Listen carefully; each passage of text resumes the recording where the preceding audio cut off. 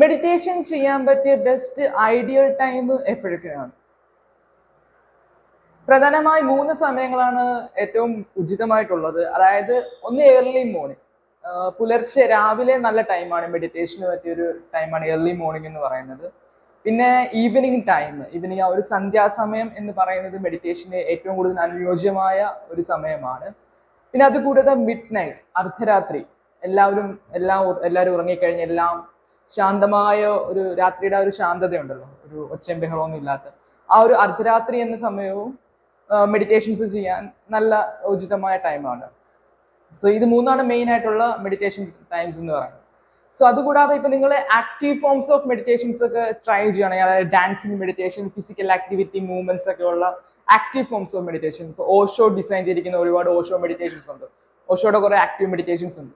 So active meditations ആണ് നിങ്ങൾ try ചെയ്യുന്നതെങ്കിൽ അതിന്റെ ബെസ്റ്റ് ടൈം എന്ന് ഓഷോ പറയുന്നത് ഒരു മോർണിംഗ് ടൈമാണ്. അതായത് രാവിലത്തെ സമയം, അതായത് ഒരു ഡേ ടൈം ആണ് best time for active meditation എന്നാണ് ഓഷോ പറയുന്നത്, ഡേ ടൈം ആയിട്ടുള്ള സമയത്ത്. പിന്നെ passive forms of meditation, silent setting അല്ലെങ്കിൽ silent forms of meditation, silent മെഡിറ്റേഷൻസിന്റെ ഒക്കെ ബെസ്റ്റ് ടൈം ഒരു നൈറ്റ് ടൈം അല്ലെങ്കിൽ ഒരു സന്ധ്യ കഴിഞ്ഞുള്ള സമയമാണ് സൈലന്റ് സെറ്റിംഗ്സിന് ബെസ്റ്റ് ആയിട്ടുള്ള ഒരു ടൈം എന്ന് പറയുന്നത്. അതായത് നമ്മുടെ നേച്ചർ ഫുൾ ഒരു പാസീവ് ഫോമിലേക്ക് പോകും, ഒരു റെസ്റ്റിംഗ് പൊസിഷനിലേക്ക്. ഇപ്പൊ രാത്രി എന്നൊക്കെ പറയുന്ന ടൈം ഒരു കംപ്ലീറ്റ്ലി നേച്ചർ ഒരു റെസ്റ്റിംഗ് പൊസിഷനിലേക്ക് പോകുന്ന ഒരു ടൈമാണ്. സോ അതുകൊണ്ട് ആ ഒരു ടൈമിൽ, നൈറ്റ് ടൈമിലൊക്കെ പാസീവ് ഫോംസ്, സൈലന്റ് ആയിട്ടുള്ള പാസീവ് ടൈപ്പ് ഓഫ് മെഡിറ്റേഷൻസ് ആണ് കൂടുതൽ ഉചിതമായിട്ടുള്ളത്. സോ ഇതാണ് മെഡിറ്റേഷൻ ഏത് ടൈമിൽ ചെയ്യണമെന്നുള്ളതിനെ പറ്റിയുള്ള ഡീറ്റെയിൽസ്.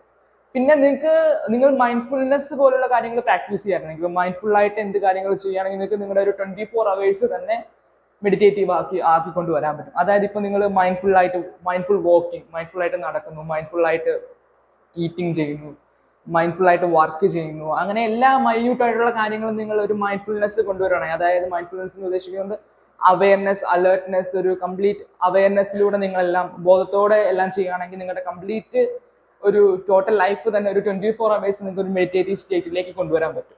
മൈൻഡ്ഫുൾനെസ് എല്ലാ കാര്യത്തിലും കൊണ്ടുവരാന്ന് പറഞ്ഞാൽ ഇച്ചിരി ഡിഫിക്കൽട്ട് ആണ്, പക്ഷേ പ്രാക്ടീസിലൂടെ അത് കൊണ്ടുവരാവുന്നേ ഉള്ളൂ. അങ്ങനെ ഒരു 24 hours ഒരു മെഡിറ്റേറ്റീവ് സ്റ്റേറ്റിലേക്ക് കൊണ്ടുവരുമ്പോഴായിരിക്കും ഒന്നും കൂടെ ഒരു കംപ്ലീറ്റ് ട്രാൻസ്ഫർമേഷൻ സാധിക്കുന്നത്. ഇപ്പൊ ഒരു 2-3 മണിക്കൂർ മെഡിറ്റേറ്റ് ചെയ്യുന്നതിനേക്കാളും നല്ലത് 24 hours നിങ്ങൾക്ക് ഒരു മെഡിറ്റേറ്റീവ് സ്റ്റേറ്റിൽ നിൽക്കാൻ പറ്റുവാണെങ്കിൽ, എല്ലാ ആക്ടിവിറ്റീസിലും നിങ്ങൾക്ക് മെഡിറ്റേഷൻ കൊണ്ടുവരാൻ സാധിക്കുവാണെങ്കിൽ അതായിരിക്കും ഒന്നും കൂടെ ബെറ്റർ ഓപ്ഷൻ ആയിട്ടുള്ളത്.